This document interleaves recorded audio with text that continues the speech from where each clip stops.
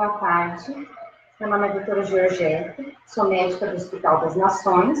O papo com o neuro hoje será sobre o tema AVC, acidente vascular cerebral, mais popularmente chamado derrame cerebral.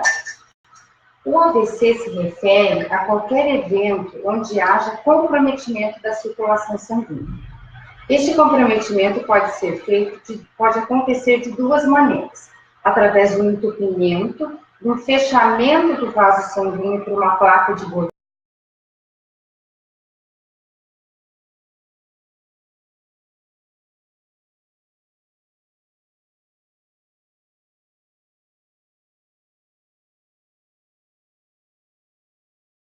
do vaso.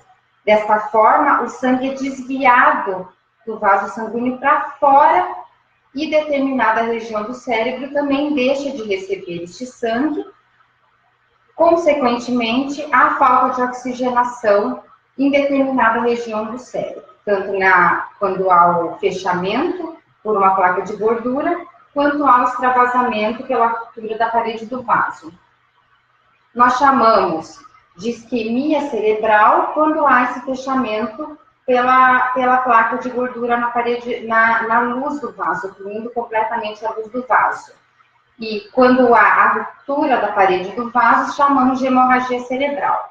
Então, ambos vão levar a falta de oxigenação em determinada região do cérebro, e de acordo com a região do cérebro acometida, isso vai levar a um sintoma neurológico diferente.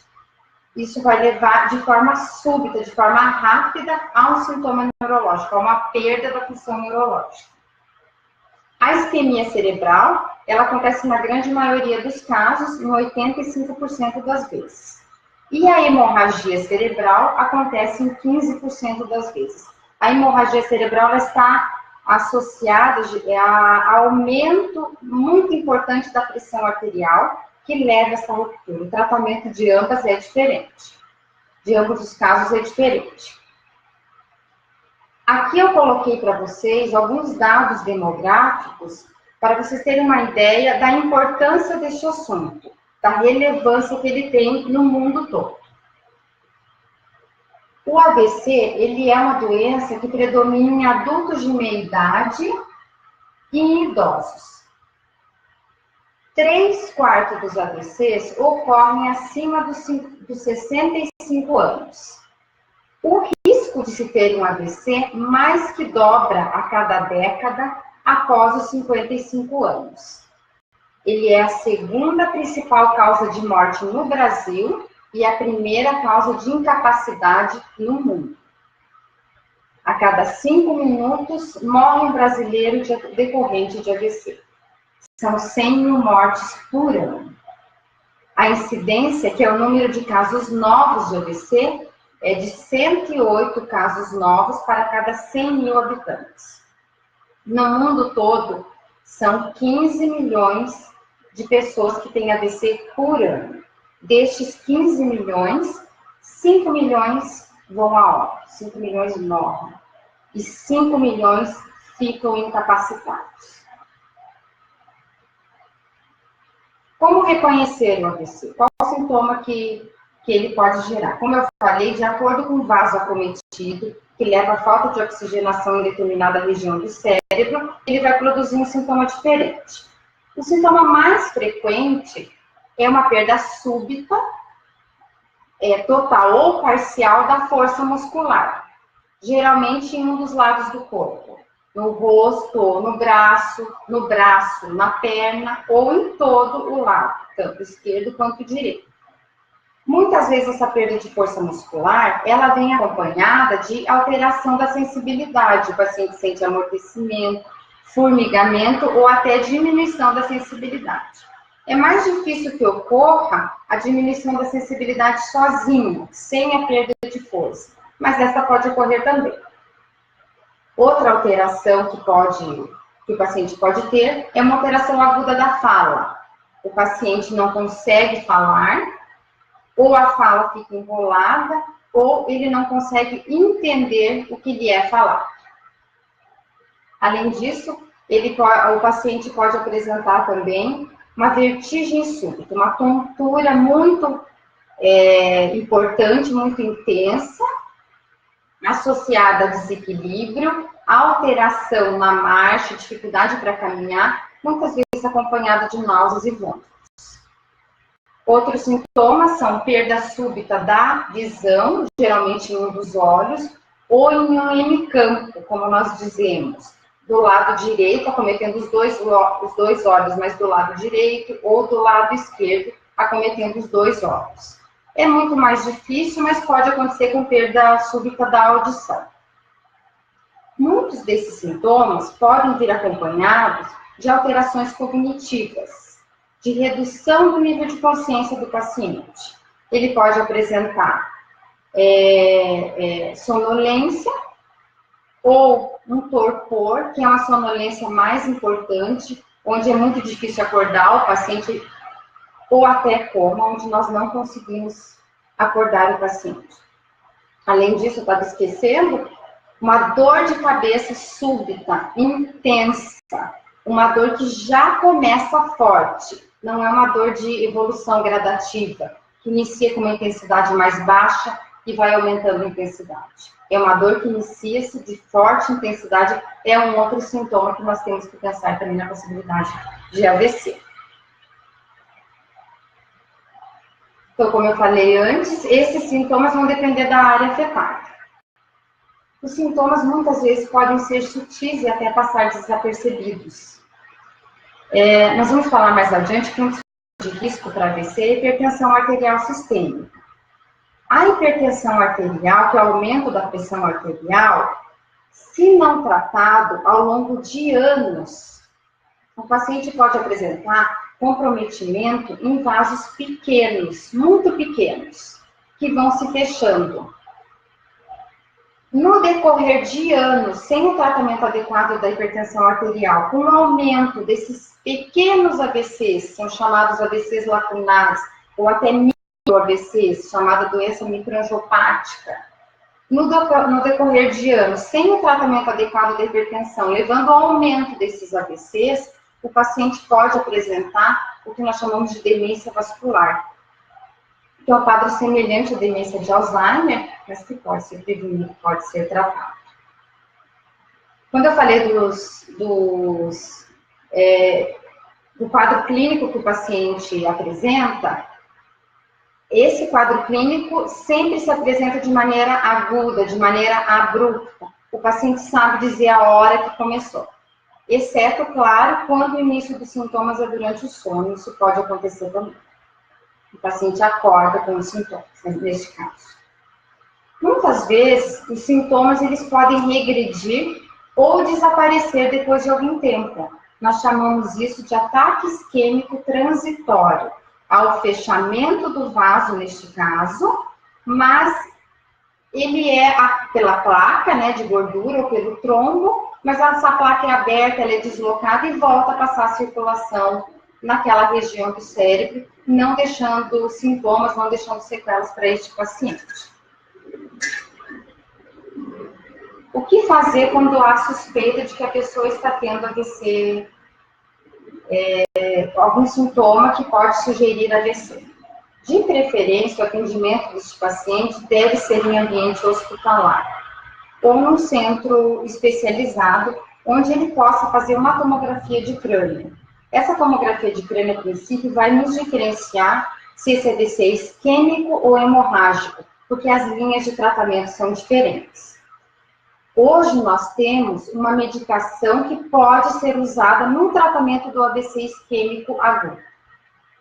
Este medicamento, ele só pode ser usado num período de 4 horas e meia do início dos sintomas. É o que nós chamamos de janela terapêutica. Por isso, é muito importante que assim que inicie o sintoma do paciente, ele se dirija a um hospital, a um centro especializado o mais rápido possível. Porque nesse tempo de 4 horas e meia é o tempo dele iniciar os sintomas, ser avaliado no hospital, realizar uma tomografia, e assim podemos fazer a medicação se assim estiver indicado neste caso. É um medicamento que é administrado na veia, que ele faz a quebra dessa placa de gordura, desse trombo. podendo daí levar o sangue fluir para a região que foi comprometida por esse trombo e minimizar os sintomas ou até recuperar totalmente. No caso do AVC hemorrágico, como eu falei, o tratamento é diferente. Muitas vezes esse paciente ele está com uma pressão arterial muito elevada e muitas vezes há necessidade de medicação para baixar essa pressão, para tentar controlar o sangramento com medicamentos intravenosos. Por isso deve ser feito no ambiente hospitalar. Muitos desses casos têm que ser internados numa unidade de terapia intensiva. Nós sabemos que quando o paciente tem um AVC, essa área de isquemia, essa área de sofrimento, ou este hematoma que se formou no caso do AVC hemorrágico, ele exerce uma compressão sobre a região viável cerebral ao redor. E nas primeiras 24 a 72 horas, devido a essa compressão, pode haver piora clínica do paciente. Por isso, muitas vezes, na unidade de terapia intensiva, ele vai receber o melhor tratamento. É claro que esse paciente, além do atendimento médico, ele vai ter que ter um atendimento de uma equipe multidisciplinar, com fisioterapia, com fonoaudiologia. A fonoaudiologia, além dela atuar na fala do paciente, ela atua também quando esse paciente tem dificuldade para engolir. Muitos desses pacientes têm que ser submetidos a uma passagem de sonda pela boca, pelo nariz até o estômago, para receberem alimentação. Nestes casos, a nutricionista também irá ajudar na dieta adequada desse paciente. E essa terapia multidisciplinar vai ter que continuar durante o internamento e posteriormente, conforme forem os sintomas que o paciente apresentar. Além disso, a terapia ocupacional também tem o seu espaço e nos ajuda na recuperação do paciente. Quais são os fatores de risco para a pessoa ter um AVC? Nós temos fatores de risco não modificáveis e fatores de risco modificáveis. Os não modificáveis é aquele que nós não conseguimos mudar, como a idade da pessoa, como eu falei anteriormente, acima dos 55 anos, há uma chance aumentada da pessoa ter AVC, e após os 65 anos, dobra-se a chance a cada década de vida. A raça também, nós sabemos que pessoas da raça negra têm uma hipertensão arterial de mais difícil controle. Como eu vou falar, a hipertensão arterial é o principal fator de risco modificável para prevenir, sendo tratado que ajuda a prevenir o AVC. As pessoas de raça negra têm que ficar muito atentas se elas tiverem hipertensão arterial, pela dificuldade maior que se tem para controlá-la. Além disso, quando a pessoa de raça negra tem o AVC isquêmico, o prognóstico costuma ser um pouco pior. Genética, história familiar, hereditariedade. Sabendo que pais ou avós ou irmãos tiveram AVC, nós sabemos que aumenta essa chance de termos AVC também, temos que ficar mais atentos. Quanto ao sexo, existem algumas particularidades no sexo feminino. As mulheres têm um pouco mais de fatores de risco modificáveis do que os homens, nós vamos falar mais adiante. Quanto aos fatores de risco modificáveis? Então, e esta relação é muito importante, porque se você controla os fatores de risco modificáveis, você vai conseguir evitar de ter AVC em 80% dos casos. A hipertensão arterial é o fator de risco mais importante, é o mais prevalente neste caso. Lembra-se que eu falei que existem 15 milhões de pessoas que têm AVC por ano no mundo. Desses 15 milhões, 12,7 milhões estão associados à hipertensão arterial sem controle. A hipertensão arterial, o diabetes mellitus, que é o aumento da glicemia, o tabagismo, o abuso de bebidas alcoólicas, o sedentarismo, que leva à obesidade, que é importante, que pode levar à apneia do sono, são fatores de risco que alteram a parede do vaso sanguíneo facilitando a formação de trombo. Outro fator é a dislipidemia, que é o aumento de colesterol ruim, que é o chamado LDL. Uma dieta adequada também faz parte nessa prevenção. O sedentarismo, a gente sabe que a atividade física ela ajuda no controle da hipertensão arterial, do diabetes, ela aumenta o colesterol bom, que é o HDL. O colesterol bom, ele ajuda a tirar o colesterol ruim da parede do vaso, por isso ele é tão importante. A apneia do sono, que está associada à obesidade, são períodos em que o paciente, em que há uma obstrução na garganta, quando a língua cai, geralmente associada à obesidade, são várias paradas de respirar durante o sono do paciente. Isso leva a uma sobrecarga cardíaca e aumenta a chance de hipertensão arterial, infarto do miocárdio e AVC. Deve ser controlado também. Outros fatores de risco seriam a enxaqueca. A enxaqueca ela é mais predominantemente, mais prevalente na mulher, no sexo feminino. A enxaqueca principalmente associada à aura, que é aquela doença precedida por luminosidades, por turvação visual. Durante essa chamada aura, essa turvação visual, existe um espasmo do vaso sanguíneo, ele diminui de tamanho. Se tiver uma doença associada, ou se a pessoa fizer uso de anticoncepcionais, ou se fizer uso de for tabagista, aumenta-se muito a chance de ter AVC, o AVC isquêmico. Outro fator de risco seriam as doenças cardíacas. Pessoas que têm hipertensão arterial, que ao longo do tempo passam a ter doença cardíaca associada, pode haver uma mudança na estrutura do coração e propiciar a formação de arritmia cardíaca. A arritmia cardíaca mais importante nesse caso é a fibrilação atrial. Durante a fibrilação atrial, o coração bate de forma descompassada e isso facilita a formação de trombo dentro do coração. Esse trombo formado ele pode subir para um vaso do cérebro e fazer o AVC isquêmico. Então, como eu falei, nas mulheres existem fatores de risco a mais do que nos homens. Por exemplo, a alteração hormonal na mulher também está associada. Nós sabemos que o estrógeno, principalmente administrado em pílulas anticoncepcionais ou na terapia de reposição hormonal, aumenta a chance de trombose nas pessoas, de fazer essa formação de trombo. A gravidez também é um fator de risco, a pré-eclâmpsia, que é o aumento da pressão arterial durante a gestação. O diabetes gestacional também está associado. A depressão, que é mais prevalente na mulher, também está associada. Esses fatores aumentam a chance de doença cerebrovascular. E como eu falei anteriormente, a enxaqueca com aura também é um fator de risco. Pessoas que têm enxaqueca com aura e fumam, a chance de ter um AVC aumenta-se muito. E também pessoas que têm enxaqueca com aura e uso anticoncepcional.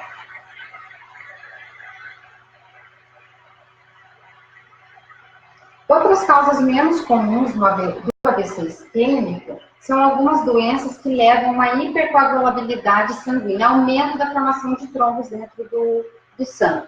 Uma delas é a anemia falciforme, no caso nas crianças ela aumenta a chance de AVC isquêmico. E nos adultos, pela alteração na parede do vaso, ela propicia a formação de aneurisma, de malformações do vaso e propiciam mais a chance de fazer AVC hemorrágico. As trombofilias, que são doenças genéticas, também propiciam o aparecimento de AVC isquêmico. Doenças que causam inflamação na parede do vaso, como as vasculites, também colaboram para a formação de placas e AVC isquêmico. A mais comum é o lúpus eritematoso sistêmico. O uso de drogas ilícitas. Sabe-se que nas primeiras horas após o uso intenso, nas primeiras 24 horas após o uso intenso de cocaína, há um aumento de 6 a 7 vezes a chance dessa pessoa ter AVC. No AVC hemorrágico, outras causas menos frequentes seriam algumas doenças que dificultam a coagulação sanguínea, como a hemofilia, que é uma doença hereditária, a trombocitopenia, que é uma doença que tem várias etiologias, onde abaixa o número de plaquetas. As plaquetas são células de sangue responsáveis que ajudam na coagulação do sangue. A anemia falciforme, como eu falei antes, nas crianças facilita a formação de AVC isquêmico e nos adultos de AVC hemorrágico. Essa outra doença, chamada angiopatia amiloide, que também propicia inflamação de pequenos vasos cerebrais, aumenta a chance de AVC hemorrágico. As drogas ilícitas também são relacionadas a AVC hemorrágico, cocaína, anfetamina, a presença de aneurisma cerebral e outras malformações de vasos sanguíneos cerebrais que também estão associados. Não é preconizado você pesquisar para ver se a pessoa apresenta essa malformação ou apresenta o aneurisma cerebral. E sabe-se que muitas pessoas vão conviver, vão ter um aneurisma cerebral durante a vida inteira delas, vão falecer de outras causas e esse aneurisma cerebral nunca vai romper. Nós não sabemos porque alguns rompem e outros não. Dessa forma, não se está preconizado fazer a pesquisa, a não ser, é claro, que existe história familiar direta de presença de aneurisma cerebral, pais ou irmãos. Sabendo esses fatores de risco, é muito mais fácil de nós conseguirmos evitar o AVC. O mais importante é ter um hábito de vida saudável, né? É o primordial, uma vida regrada, com atividade física regular, com uma alimentação saudável, diminuir gorduras, diminuir açúcares, atividade física regular, aeróbica. É preconizado 150 minutos por semana. Aqui eu coloquei 3 a 4 vezes por semana, mas pode ser feita da maneira como a pessoa preferir. Quanto à dieta, é preconizado a dieta do Mediterrâneo, a gente sabe do benefício dela, né? Rica em ômega 3 e vitaminas, que constituem frutas, legumes, peixes e oleaginosas. Identificação dos fatores de risco. Identificar que existe uma hipertensão arterial sistêmica, deve-se ir ao cardiologista com regularidade para ver o controle adequado. Diabetes mellitus ou uma intolerância à glicose, que é um aumento da glicemia sem ter a doença diabetes mellitus, consultar o endocrinologista com regularidade, bem como aumento de colesterol, do colesterol ruim, identificando esses fatores de risco, vai ajudar a prevenir 80% a chance de ter AVC. Para finalizar, eu coloquei aqui que o AVC, ele causa mudanças devastadoras na vida de quem o tem e de seus familiares. Como eu coloquei no segundo slide, dos 15 milhões de pessoas que têm AVC, 5 milhões, 1/3, vão ficar incapacitados. Ficam dependentes muitas vezes, podendo ficar, inclusive, acamados. Hoje, o AVC tem tratamento. É aquela medicação intravenosa que tem que ser feita dentro de 4 horas e meia. Dessa forma, é preciso agir rápido. O paciente deve procurar imediatamente um serviço especializado de emergência até para a sua sobrevivência e a possibilidade de recuperação o quanto mais em cada caso. E, novamente, é possível reduzir em 80% o risco de AVC se controlarmos os fatores de risco modificados. Por isso que é importante sabê-los e tratá-los quando os têm. Eu agradeço a atenção de todos. Quem tiver dúvidas, por favor, pode enviar para a nossa página, que nós posteriormente responderemos. Obrigada.